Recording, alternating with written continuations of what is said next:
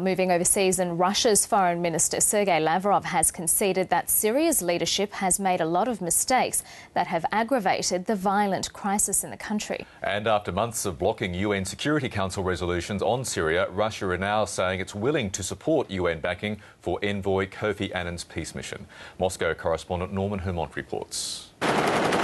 On the streets, the violence in Syria goes on. In the political arena, it seems the road to Damascus goes through Moscow.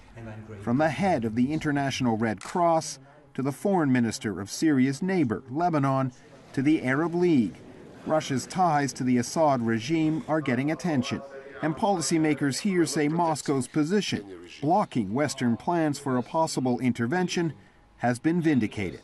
When the West says Assad should go and it will be peace and prosperity, this is completely untrue. I would say there is nothing which is as far away from the truth as this statement. If Assad goes, everything falls apart.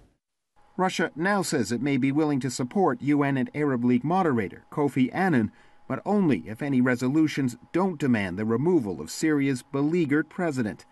Moscow's veto of Security Council resolutions condemning Syria's government has brought harsh international criticism and fury on the ground. But many analysts say President-elect Vladimir Putin is determined that a Libya-style Western intervention won't happen this time. It's a problem of a principle. If there is no Syria, pro-Russian Syria, if there is no Bashar al-Assad, it means that Russia is leaving from Middle East. Totally. And that doesn't just mean no more visits by Russia's Navy to its base in the Syrian port of Tartus. Billions in future arms sales and business deals, they'd all go with Bashar Assad.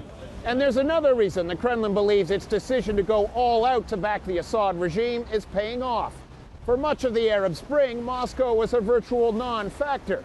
Now, Russia sees itself as a player again in the Middle East.